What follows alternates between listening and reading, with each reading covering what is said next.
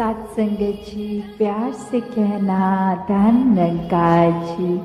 तो ये सुकून यहाँ समर्पित होने के बाद जो मिलता है, तो कैसे समर्पण के साथ सुकून। तो अपने जीवन में जहाँ हम समर्पण की बात करते हैं, तो ये समर्पण कैसा समर्पण है। एक समर्पण सिर्फ ये तो नहीं कि कभी अक्सर जीवन में हम देख लेते हैं, हम कह देते हैं कि हमसे कोई सीनियर है, वो कुछ ऑर्डर्स दे रहे हैं और हम करते चले जा रहे हैं। अक्सर किसी ना किसी प्रोफेशन में देखा है, ऑफिसेज में या किसी भी सर्विस में, तो एक सीनियर का ऑर्डर मान लेना या फिर कोई अथॉरिटेटिव पर्सन, कोई टीचर, कोई और इस तरह से जो हम पे कोई बात करते हैं और वो मान लेना, वो अक्सर ये रूप उसका समर्पण का नहीं बन पाता, क्योंकि ये रूप तो वो डर से है कि वो जो कह रहे हैं वो करना ही होगा, वरना नौकरी से निकाल दिए जाएंगे, वरना फिर कोई और इस बात की रेपकशन हो सकती है। तो एक वो बात मानना वो हर प्रोफेशन में हो जाता है, पर मन वहाँ समर्पित नहीं होता। वो किसी भय के कारण या किसी और अन्य कारण से समर्पण होता है। तो यहाँ समर्पण होना मतलब एक दिल में प्रेम को रखते हुए प्रेम से समर्पित होना, ये प्यार से अपने आप को खोकर सिर्फ इस परमात्मा का होकर, ये समर्पित भाव मन का अगर इस तरह का समर्पण है तो वो मुबारक समर्पण है। तो कैसे एक अक्सर बात ये होती है कि हमने समर्पण अगर कर दिया, तो ये जो इतने सालों में अक्सर अगर हम सोच के भी देखें कि छोटी उम्र से ही पढ़ते लिखते एक डिग्रियां मिल गई, एक हमें कोई और उपाधि मिल गई, तो ये कमाने के लिए चाहे कितने वर्ष लग गए, पर जब समर्पण की बात आती है, अहंकार को तजने की, अहंकार गंवाने की, तो उसमें उतने ही साल नहीं लगते। ये तो एक पल में ही समर्पण हो जाता है। जैसे ही ये मन समझ लेता है कि ये शरीर में नहीं हूँ, ये आत्मा का असली रूप परमात्मा है, और शरीर ने तो अपनी यात्रा कुछ सालों में करके इसका एक विनाश हो जाना है, तो कैसे ये समर्पित जीवन जिया जाए जब तक जीवन है। तो बात वही एक कहानी के साथ तासतनी रखना चाहेगी कि एक बार एक गुरु के पास शिष्य आता है जो काफ़ी सालों के बाद, और आते ही अपने गुरु के आगे 1000 सोने की गिनियाँ दे देता है और ये कहता है कि इतने वर्ष मैंने काम काज किया, और बात मन में यही आती रही कि आपके सामने आशीर्वाद लेंगे जब 1000 गिनियाँ पूरी हो जाएंगी, और आज ये बोरी भर के आपके पास ये समर्पित करने के लिए आए हैं और आप इसको कबूल कीजिए। वही वो गुरु वो लेकर सामान अपने शिष्य से कहता है कि ठीक है, तुमने ये दी, मैंने स्वीकार करी, और अब ये जो सामने नदी बह रही है, सारी की सारी ये गिनियाँ उस पानी में बहा दो। और अब वो शिष्य के मन में सवाल कि क्या ये एक क्या ही बात हुई, इतनी मेहनत जो करी कि गुरु को देंगे, और अब वो दे भी दिया, तो उसके बाद वो इसको अपने पास नहीं रख रहे हैं, वो इसको नदी में बहाने को कह रहे हैं। तो वही वो सवाल कि क्या फिर वो समर्पण था कि अगर एक क्या होगा अब उस वस्तु का, जिस तरह हम देना चाह रहे थे वो उस तरह अपनाई नहीं गई, उसको साथ तो कुछ और ही करने को कह दिया।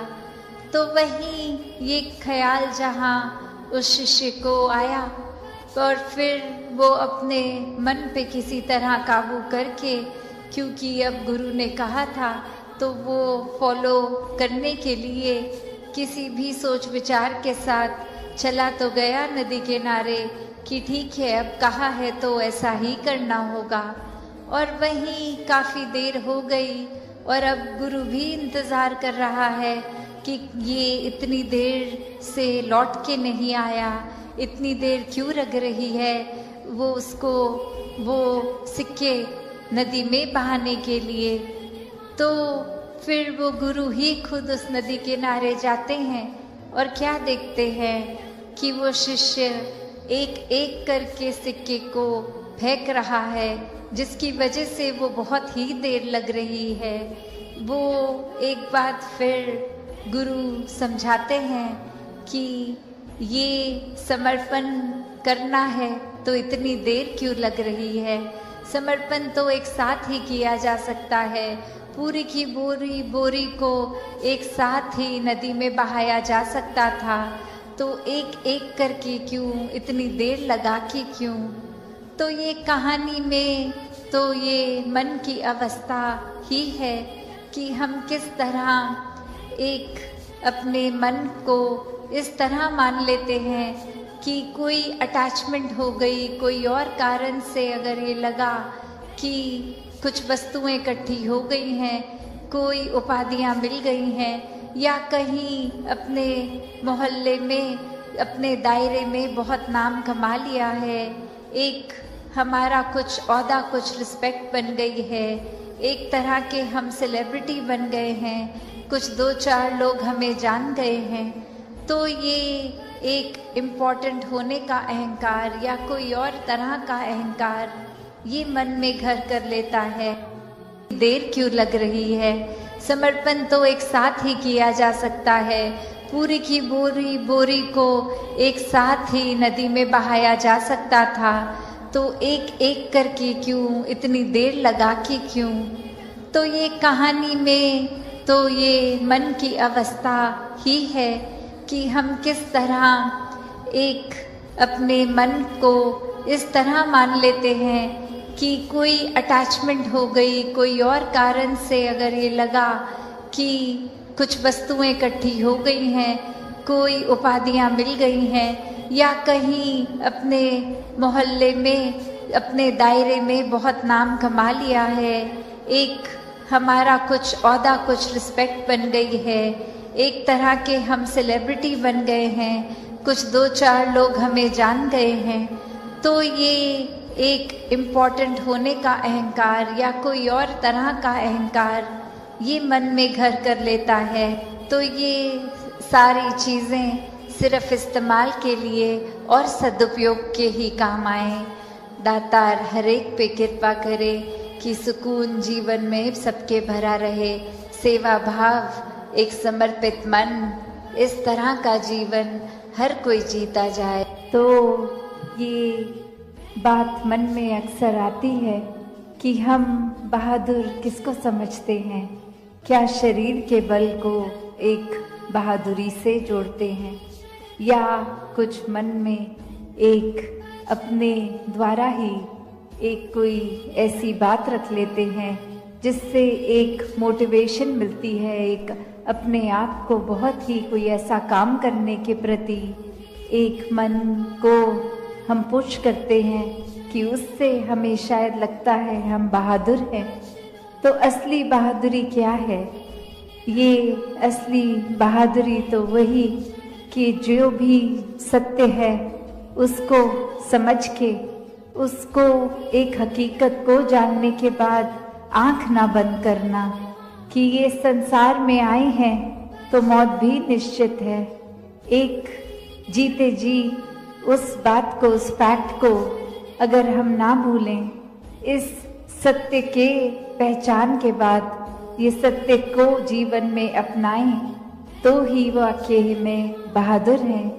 क्योंकि कायरता तो फिर आंख बंद करने में होगी, एक जैसे हम अक्सर सुनते भी हैं उदाहरण कि एक सामने अगर कोई हम किसी से बात करते वक्त कह देते हैं कि सामने अगर शेर खड़ा है तो आंख बंद कर लेंगे तो वो चला नहीं जाएगा सामने से।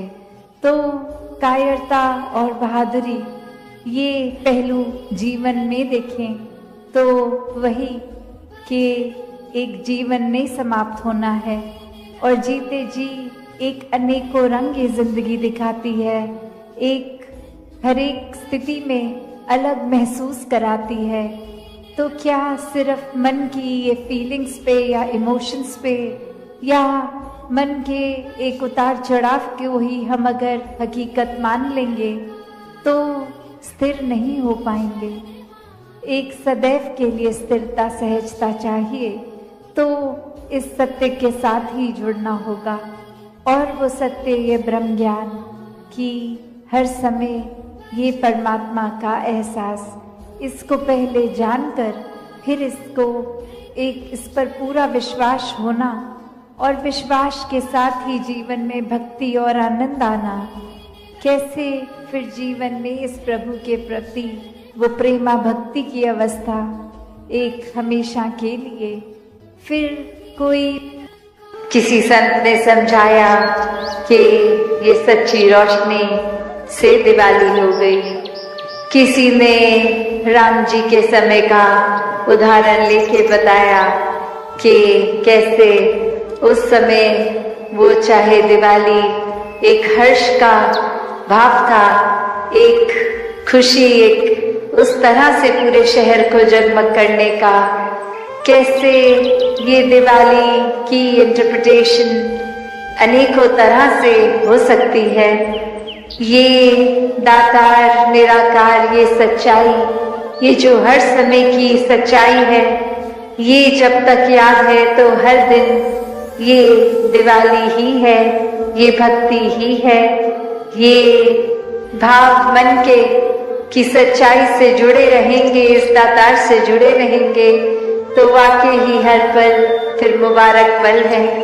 कि एक मन की क्लैरिटी हो, पर ऐसा भी नहीं कि सिर्फ सवाल पूछने के लिए पूछा जाए। एक वाकई ही अगर वो मन में कुछ सफाई है, कुछ चाहिए स्पष्ट होना, तो वो बात जाना। और अगर हम वो बात अपने जीवन में भी देखें, इन जनरल कोई भी वजह से किसी ने किसी के बारे में हमें ऐसे कहा कि एक व्यक्ति विशेष ने आपके लिए ऐसा सोच रखी, तो हम एक मिनट में भी मान जाते हैं वो बात। फिर हम अपना ओपिनियन उस इंसान के लिए वैसा ही बना लेते हैं कि ये जो बात सुनी है ये ऐसा ही हुआ होगा।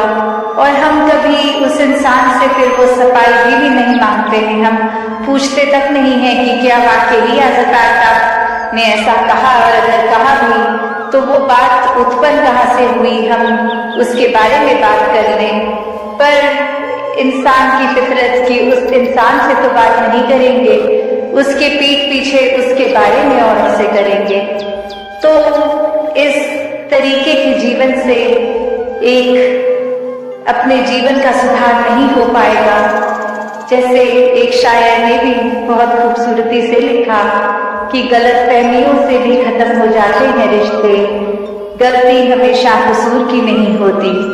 कि अक्सर ये बात जरूरी नहीं कि कोई गलती ही हो, एक कसूर अगर किसी का है, एक वजह, वो गलती नहीं, पर वो हमारी ही सोच, हमारी ही परसेप्शन, हमारा ही नजरिया किसी को गलत देखने के लिए। और फिर एक वही भाव कि अगर हमने किसी को दोषी करार दे ही दिया है, हमने डिसीजन बना लिया है, तो फिर चाहे फैक्ट कुछ भी हो, हमारी नजर में तो वो इंसान दोष के लायक ही है। हमने खुद ही उस इंसान को अपनी नजर से गिरा लिया, चाहे उसने कुछ ऐसा किया हो ना किया हो। उस टाइम हम अपने दिमाग को, इस चेतनता को, ये राशनाओं को भी नहीं एक सामने रखते, बस हमने सोच लिया तो हकीकत ही बन गई वो हमारी। तो अक्सर संसार में इंसान अपने बहुत सारे ऐसे सत्य बना लेता है, तो कैसे वो सच्चाई हमने सोच ली, वो कल्पना कर ली, तो वो एक हमारा ही नजरिया, वो माय वे और हाईवे वाली बात कि जो मेरे सोच है वही सही है, औरों की राय मैटर नहीं करती, औरों का तरीका मैटर नहीं करता। तो ऐसी सोच अगर है तो हमारी ग्रोथ कहाँ है उसमें? एक जीवन को फिर हमने इतना ही अपने आप अपनी ईगो से भर लिया, अपनी सोच से, अपने माइंडसेट को ही एक सही मानकर, तो कैसे इस जीवन में जब जिएंगे तो वो माया रूप यहाँ पे हावी होगा?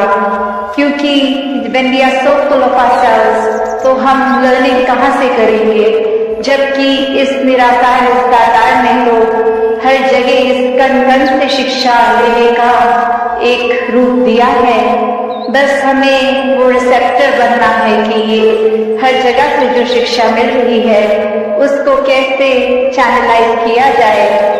तो ऐसा जो कर लेते हैं वो एक भक्ति हर समय की करते हैं, क्योंकि जब इस परमात्मा को जानकर, इसमें विश्वास करके, इसको हर समय अपने आसपास देखकर, फिर चाहे किसी ने कुछ भी कहा हो, तो ये भक्तों का जीवन तो डार्केस्ट क्लाउड में सिल्वर लाइनिंग भी देख लेता है। एक बिना गुण की चीज में से भी गुण निकाल लेते हैं। तो फिर जहाँ एक स्वाभाविक गुण बह रहे हैं, वहां से तो भक्त कितने ही अनेकों गुण निकाल लेंगे। तो ऐसा जीवन हमारा एक हो जाए ताकि हर तरफ से जो शिक्षाएं हैं वही मिले। वरना तो एक अगर अक्सर ऐसे भी जो उदाहरण देखने को मिलते हैं कि हमारी सोच इसने तो कभी खत्म नहीं होना, हमारी इच्छाओं ने भी कभी खत्म नहीं होना, एक वो सैटिस्फैक्शन, एक कंटेंटमेंट की बात, ये तो माया का ही रूप। क्योंकि अक्सर हम ये भी सोच लेते हैं कि माया सिर्फ एक मटीरियलिस्टिक चीज है, माया सिर्फ जो आंख देख सकती है वही है, चाहे वो एक घर हो, पैसा हो, एक और चीजें। पर अक्सर ये जो सूक्ष्म रूप की माया है, जो एक ये सोच में भी आ जाती है, क्योंकि इस परमात्मा को इस पल में देखना है, इसको ये लिविंग इन द मोमेंट वाली बात। तो ऐसे बात पे ये जो इस पल में इस परमात्मा के एहसास में रहना, वो ही एक एहसास है। वरना तो ये सिर्फ माया चीजों, वस्तुओं, रिश्तों से ऊपर ये सोच में भी आ जाती है। तो कैसे एक ये वही बात हो गई, जैसे एक कहानी भी है कि एक इंसान, उसको एक थोड़े से कुछ लोग मिले और आगे वो इंसान सारे जा रहे हैं, कहीं रास्ता खराब है, तो वो एक डिसीजन बनाते हैं कि will go ahead as a group, ताकि कोई बात है भी तो इकट्ठे कोई वो रास्ता आराम से निकल जाएगा। और फिर वही वो बातें चल रही हैं जहां हर कोई अपने जीवन के बारे में बता रहा है, अपने डिजायर्स, अपने गोल्स। एक इंसान उनमें से जो बहुत ही सूझवान, सद्मति वाला, उसको एक कुआं दिखता है और वहां एक बाल्टी जिसमें से उस कुएं में से पानी निकाल सकते हैं, पर वो देखता है कि ये बाल्टी का बेस तो टूटा हुआ है, तो एक वो बॉटमलेस बाल्टी हो गई। तो वो इंसान वहां रुककर प्रिटेंडिंग टू बी थर्स्टी, वो उसकी प्यास बुझाने के लिए पहले उस बाल्टी में से जब पानी निकालता है, तो जब तक तो वो बाल्टी पानी के अंदर है वो भरी हुई दिखती है, पर जैसे ही वो वाटर की सरफेस से ऊपर उठा ली गई, अब उसमें पानी कहाँ टिकना था।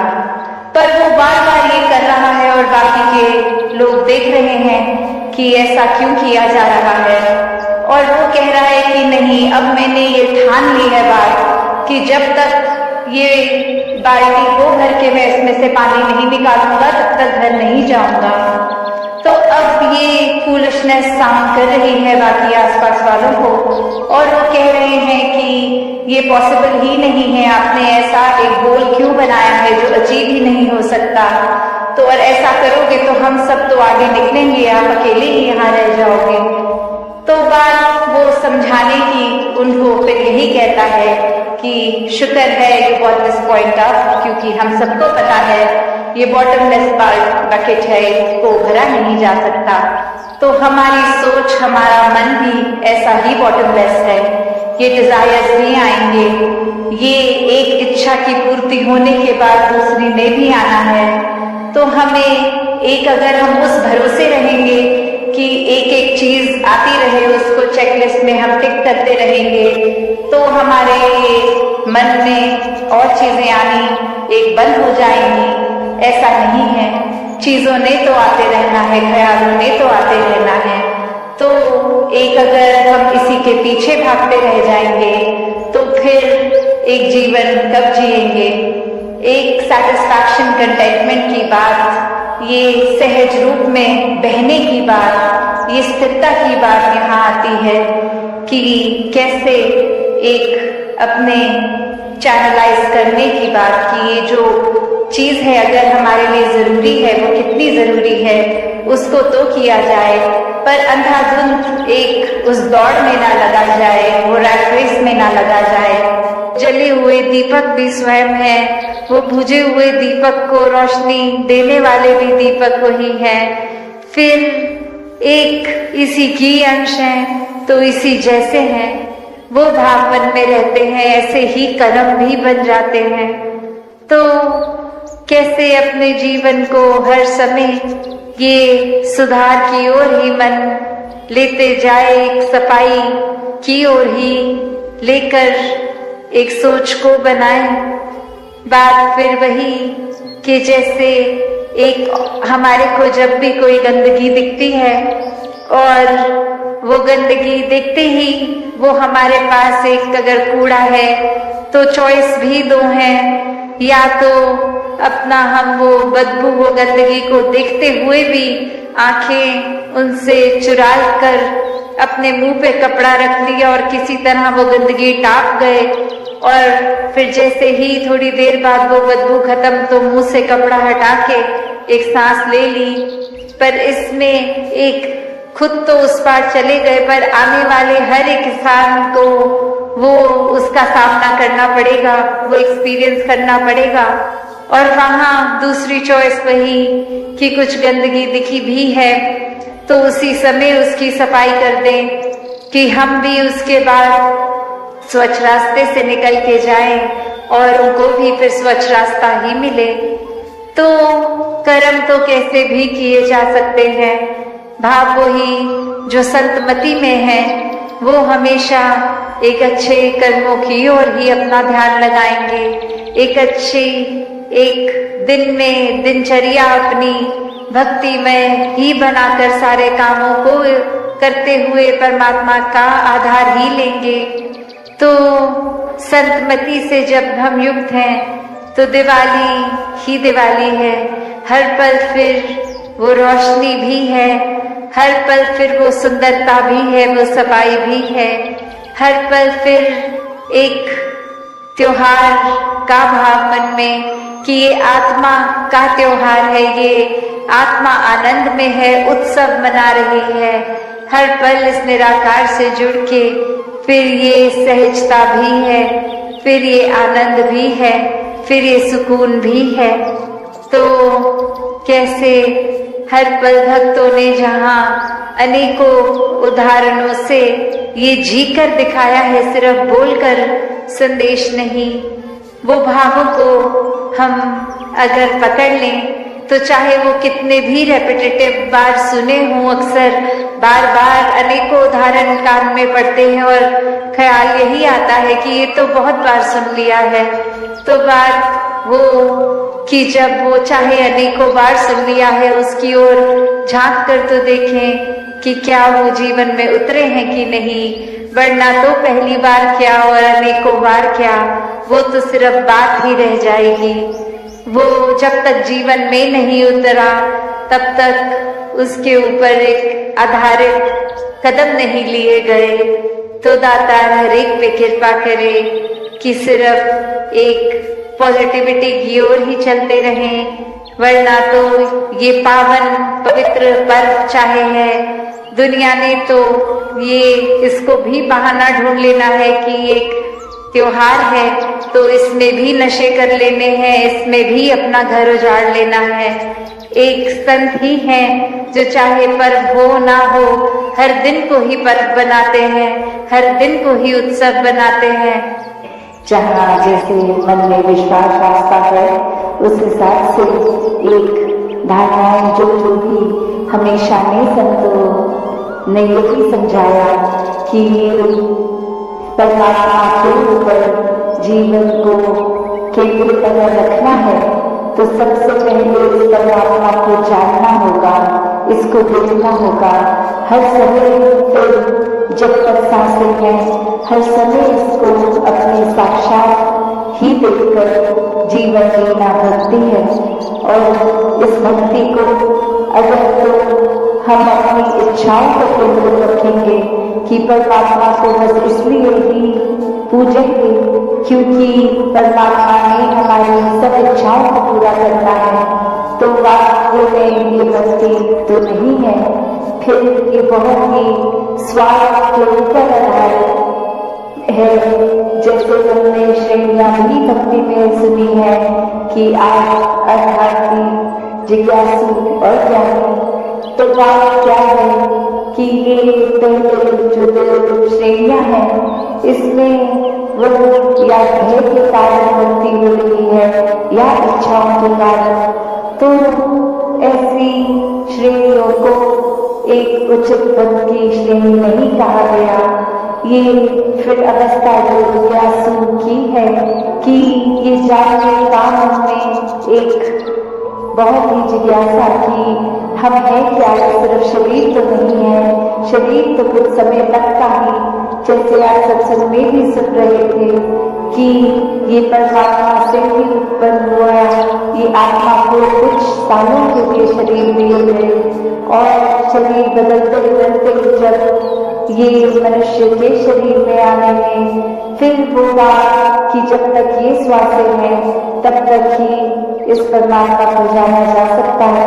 और कैसे फिर ये जीते जी ही ब्रह्म ज्ञान देखे जीवन मुक्त होना है, ताकि जीते जी ही मुक्ति हो जाए, जीते जी ही इस परमात्मा के अंदर रहे, हर समय रहे, कामकाज अपने सारे करते हुए, अपनी किसी भी रिस्पॉन्सिबिलिटी से पीछे ना भागते हुए, तो वो भक्तिमय जीवन है जब हर सांस में परमात्मा का एहसास हो, हर सांस में इसी के अंदर रह रहे हैं, ये विश्वास हो, ये भक्ति तो इच्छा से उठकर ये जिज्ञासा अवस्था से कि अपनी पहचान करनी है तो ब्रह्म ज्ञान द्वारा ही वो संभव है। और फिर ब्रह्म ज्ञान को जीना है, क्योंकि सिर्फ ब्रह्म ज्ञान लेने से ही मुक्ति हो ये तब तक पॉसिबल नहीं जब तक ब्रह्म ज्ञान को जिए नहीं जीवन में। तो ये ज्ञानी अवस्था भक्ति जो श्रेष्ठ अवस्था कही गई है, तो ऐसे ही ज्ञान होना हर एक के लिए संभव है। और एक ज्ञानी अवस्था आने के लिए सिर्फ और सिर्फ जो त्याग करना है वो अहंकार का अपने आप को होने का, तभी इस परमात्मा में खो पाएंगे। वरना तो ये अहंकार अगर मन में टिका है तो निराकार मन में नहीं टिक सकता।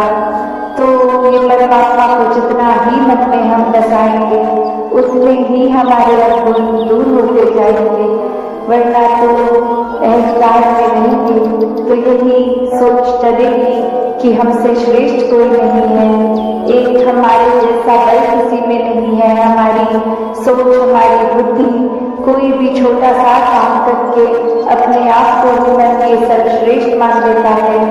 तो फिर ऐसे अहंकार में रहेंगे तो इस परमात्मा की बनाई हुई रचना जो चाहे मानव रूप में भी कितने अलग अलग हैं, कहीं भी निवास करते हों अलग अलग जगहों पे अलग अलग कल्चर पे, तो एक नफरत के कारण वो बन जाते हैं कि इनका खाना पीना रहना हमारे जैसा नहीं है तो ये प्यारे नहीं है, हम श्रेष्ठ हैं। तो ऐसे और अनेक और भी भाव आ जाते हैं, चाहे वो जाति पाति का आधार बना लेता है कोई, या और कोई भी कारण बना लेता है नफरत करने का।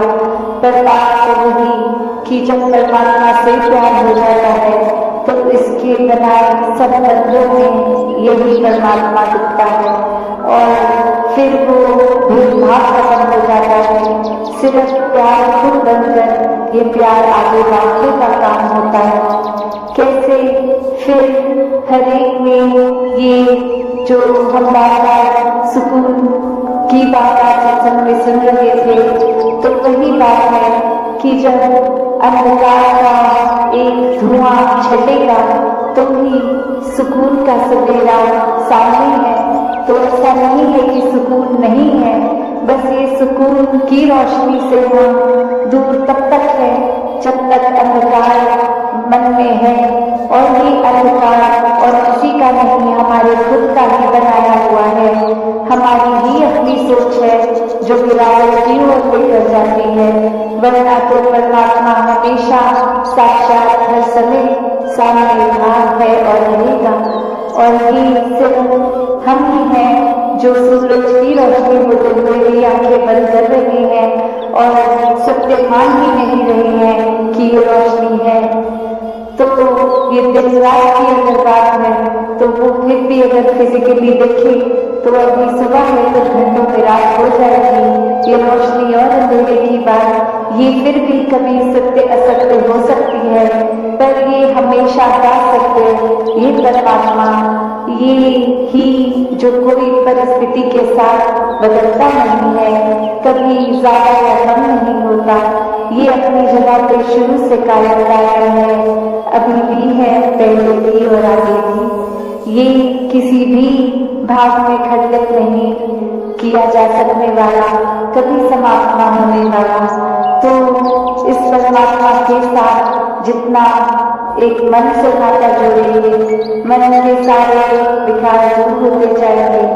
ये अहंकार की भी बात कि अहंकार में आता है जब कोई इंसान, तो वो अपने आप में इतना उतर जाता है, खुद को ही अपने दिमाग में इतना ऊंचा बनाकर कि फिर और कोई नजर ही नहीं आता। एक दिमाग की फिर चतुर चालाकियां करने लग पड़ता है।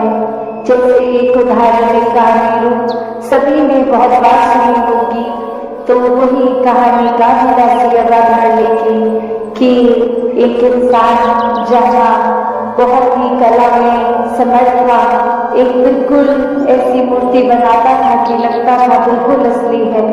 और उस इंसान ने बहुत लोगों से कर्जा ले लिया और अब चुकता नहीं हो पा रहा था। और फिर उसको पता था कि तिथि के दिन वो कर्जदार जिसका है उसने आके पैसे मांगने में है, तो बहुत दिन पहले ही अपनी ही आकार की इतनी सारी मूर्तियां बना ली जो बिल्कुल हूबहू उसी की तरह। और जब वो कर्जा लेने के लिए आए वापस अपना मांगने, तो एक जैसे व्यक्ति इतने सारे एक कमरे में देखे, तो बात रही कि वो खुद भी मूर्ति की तरह एक स्थिर होके एक जगह खड़ा होकर आए पोज बना के, और बाकी मूर्तियां तो वैसे ही जीवित, वैसे ही अपनी एक ही आकार में। तो अब वो इंसान में पैसे लेने आया, वो देख के इतना शक कि अब मैं लूंगी तो किससे, और एक एक को छूकर हिलाकर बात करूंगा तो समय भी इतना लग जाएगा, तो इतनी सारी मूर्तियों में कैसे मैं असली को पहचानूं। और सभी इतनी असली लग रही कि पता ही नहीं कि कौन असली है कौन नकली है। इतनी सही एक्यूरेट वो मूर्ति बन गई। और अब वो इंसान कुछ सोचता है कि आज तो पैसे लेने ही हैं, तो एक तरकीब निकाली जाए। तो वो सारी मूर्तियों की ओर देखकर कहता है कि बहुत ही सुंदर है, ये इतनी कला इतनी अच्छी, ये सब इतना अच्छा, पर बस एक कमी रह गई है जो है मूर्ति और असली इंसान में फर्क दिख रहा है मुझे। मैंने एक ढूंढ लिया है अपनी मूर्तियों के बीच में वो सही इंसान सिर्फ एक कमी की वजह से। और वहाँ वो मूर्तिकार उस समय सिर्फ इतना ही उसके अहंकार पर ठेस पहुंची कि ये कौन मेरी कमियां निकालने आ गया है। मैंने तो बहुत ही एक असल दिखने वाली मूर्ति बनाई है, कोई कमी नहीं है। और वो बीच में से बोल पड़ता है कि सब बिल्कुल ही असली लग रही है, कोई कमी नहीं है, तुम कौन होते हो कमी निकालने वाले। तो फिर वो इंसान कहता है कि आजा तुझे ही ढूंढ रहा था।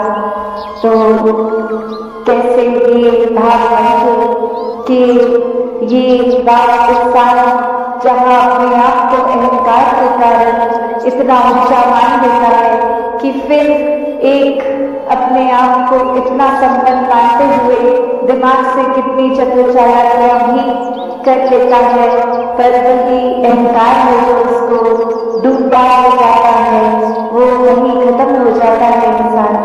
तो कैसे जहाँ वही बात कि ये उदाहरण में तो चलो वो एक घटना की तरह, पर हम अपने जीवन में कितनी बार ऐसा कर लेते हैं, छोटी छोटी चीजें भी कि अगर घर में किसी दिन खाना बना लिया तो घर वालों को ही खिलाया और किसी ने छोटी छोटी कमी निकाल दी, नमक कम है या कुछ भी, तो कैसे वो मन पे ठेस पहुंच जाती है। कैसे वो एक बात आती है कि इतनी मेहनत करके इतना समय लगा के खाया और फिर मन में भाव वो जहाँ इतने प्यार से खाना बनाया वही एक मन हमारा ही खट्टा हो जाता है। या फिर कोई और उदाहरण कि किसी ने कोई चीज भी एक पॉइंट आउट कर दी कि ये हम में ठीक नहीं है, हमें एज अ पर्सन अपने किरदार में ये एक बदलाव लाना है। तो अक्सर इंसान अपने आप का सुधार तो क्या ही करेगा, उस इंसान से ही बातचीत बंद कर देता है कि इसने मेरी कमी बताई कैसे, मुझ में तो कोई कमी नहीं है। तो ऐसा ये जो हर दिन हम जीते हैं वो एक सिर्फ कोई एक घटना नहीं, ये सूक्ष्म अहंकार धीरे धीरे हमारे अंदर इस तरह आता है कि फिर वो इतना प्रबल रूप ले लेता है, हमें पता ही नहीं चलता। तो संतों ने हमेशा से चेतन किया है, ये चेतावनी दी है कि जीवन को मानवीय गुणों से जीना है, समर्पित भाव के दिल में एक अहंकार का वास ना करते हुए प्यार को भी बचपन में बसा के जीना है। तो ऐसा ही भाव हर किसी का जहाँ बन सकता है और है भी, बस वो अपनी भक्ति हर किसी के हाथ में है कि हमें एक संतमति के अनुसार रहना है या मनमति करनी है। तो जो संतमति के अनुसार जीवन बिता देते हैं वो पूर्ण भक्त बन जाते हैं, जो हमेशा इस ब्रह्म ज्ञान को याद रखते हैं पूर्ण भक्त बन जाते हैं। तो हर कोई जहाँ निराकार को आधार बना के अपना जीवन चलाता रहे, वहीं हर एक ने प्रयास करना है कि अपने जीवन को फिर इस तरह संतों के अनुसार जिए कि हर समय हमें जो भी मिले उनको भी ये फर्क दिखे कि ये इंसान वाकई ही परमात्मा से जुड़ा है, परमात्मा में ही रहता है। इन्हीं शब्दों से दासी आपसे आज्ञा लेगी। साथ संगत जी, धन निरंकार जी, हैप्पी दिवाली। साथ संगत जी, प्यार से कहना धन निरंकार जी। साथ संगत, छोटी सी मछली पानी के उल्टे बहाव में भी आगे निकल जाती है, जबकि एक बड़ा हाथी तक उस बहाव में बह जाता है। जानते हैं क्यों? क्योंकि मछली पानी की शरण में है। ऐसे ही जो प्रभु की शरण में है वे विपरीत परिस्थिति में भी संसार सागर से तैर जाते हैं। धन निरंकार जी।